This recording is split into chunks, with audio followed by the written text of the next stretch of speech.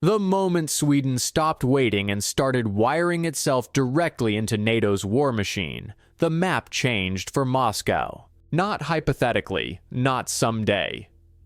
On March 7th, 2024, Sweden became NATO's 32nd member, the day it deposited its instrument of accession in Washington, and that single act extended the alliance's front line deep into Northern Europe.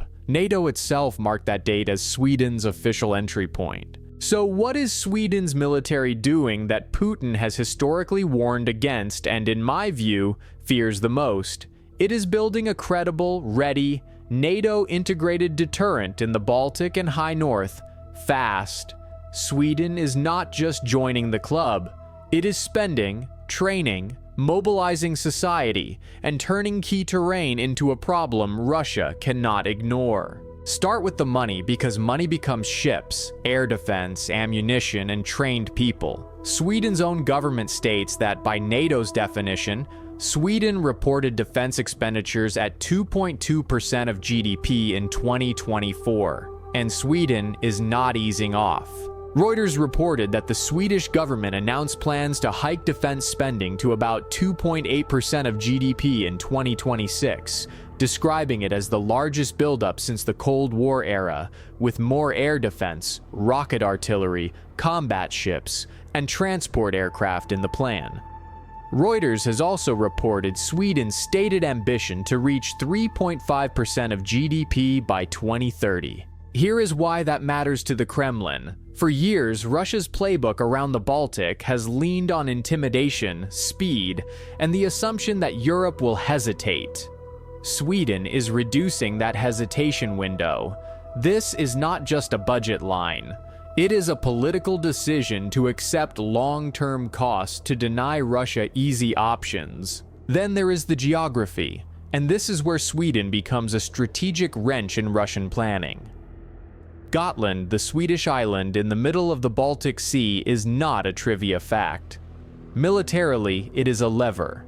Control and basing on Gotland affects air and sea movement across the Baltic region. Sweden re-established the Gotland Regiment, P-18, on January 1, 2018, and the Swedish Armed Forces describe it as growing in staff and capacity over coming years. Once Sweden is inside NATO, that island is no longer a Swedish problem alone. It becomes Allied terrain, Allied surveillance, Allied exercises, Allied reinforcement plans. Now add the manpower model. Sweden is not relying purely on a small professional force and wishful thinking. It rebooted conscription. Sweden's Defense Recruitment Agency says the government decided to resume gender-neutral conscription on March 2, 2017, with mustering beginning later that year and the first conscripts starting training on January 8, 2018. And Sweden's total defense concept goes even further. Sweden's official crisis information portal explains that from the year you turn 16 until the end of the year you turn 70, you are part of Sweden's total defense duty and can be required to serve in wartime or when there is a threat of war. That total defense approach is a big deal because it signals something Russia hates: resilience.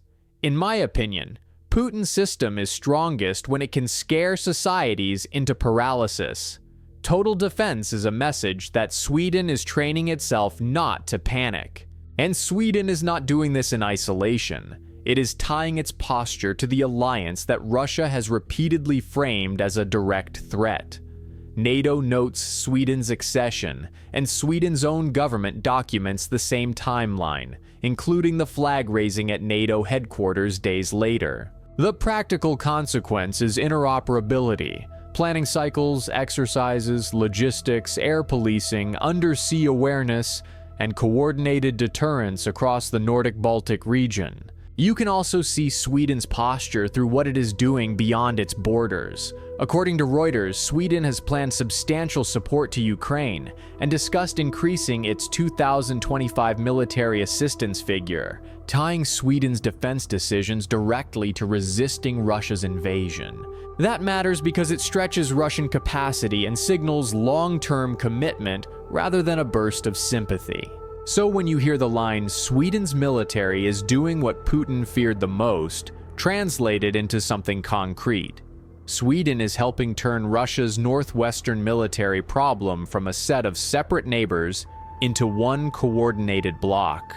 It is placing more resources behind deterrence. It is training more of its population to support defense. It is hardening key terrain in the Baltic, and it is locking those choices into NATO's collective framework. There is also a psychological piece. Sweden spent 2 centuries outside military alliances. Then Russia's full-scale invasion of Ukraine shattered the assumption that geography and diplomacy alone could keep war away. Sweden chose membership anyway, and it did it openly, legally, and with parliamentary backing. In my opinion, that kind of irreversible alignment is what Moscow fears more than any single weapon system, because it is a strategic one-way door. Could Russia still threaten Sweden? Of course, no country becomes immune overnight, but the direction is unmistakable.